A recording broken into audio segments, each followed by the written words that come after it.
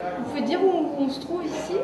Ah, c'est l'espace Joisseur, c'est l'espace Cinco. C'est mes amis qui ont créé cet espace, c'est magique, plein d'histoires de Paris. Ça, ce sont des caves, puis le rez-de-chaussée. On fait des expositions de peinture, mais on a fait aussi des tournages. Et je pense que pour une première fête d'un festival de cinéma, c'était le lieu idéal pour faire quelque chose de sympa. Voilà.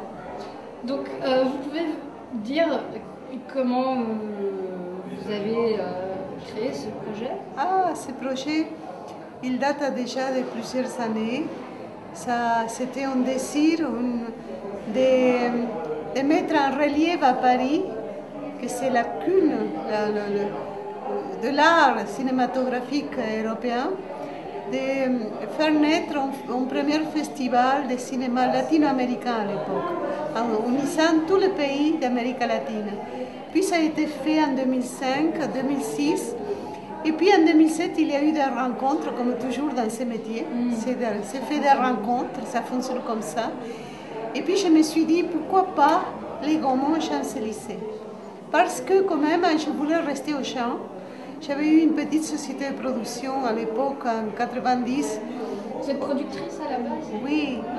Et donc, dans les quartiers des Champs-Élysées, donc je me suis dit, il faut faire ce festival aux gens pour ouvrir aux affaires, au tourisme, à la fête, tout ça mélangé, c'est le cinéma, c'est l'industrie du cinéma. Et puis il y a ces connotations internationales du cinéma qui le donnent à le Champs-Élysées Paris. Et puis on a eu la chance d'avoir cette ouverture et cet accueil au Gaumont Marignan.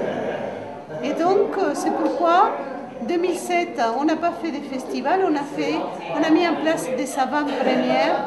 On a fait 3 avant-premières là, dans cette salle de Gaumont Marignan, pour présenter des films latins qui n'ont pas de distributeur.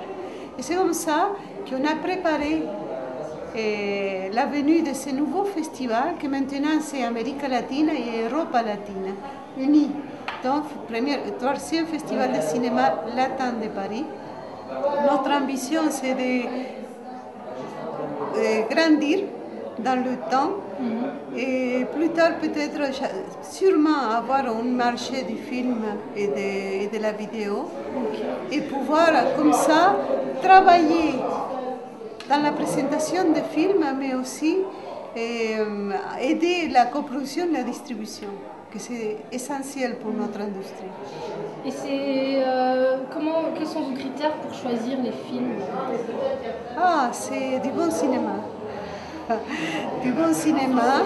Là, il y a 14... C'est le réseau de nouveau, c'est les gens que vous connaissez ou pas forcément? Non, pas forcément, parce que vous savez, j'ai quitté mon pays, l'Argentine, il fait une vingtaine d'années. Ouais. Donc le réseau de vivre dans les pays n'existait plus pour moi. Ce réseau, je le fais dans des rencontres à Paris et dans des festivals de cinéma. Et puis, c'est tout simple. Les producteurs, les réalisateurs nous envoient ces films. On les regarde, on voit, on aime, on n'aime pas. On a notre jugement, mais aussi on pense ce qui peut être vu et aimé par un public français et un public européen. Il y a aussi cette connotation-là. Et donc, cette année, on a choisi parmi 250 films et on a choisi 40. Okay. Donc il y a 14 pays représentés. L'Amérique latine, mais aussi l'Espagne, le Portugal enfin, et la France.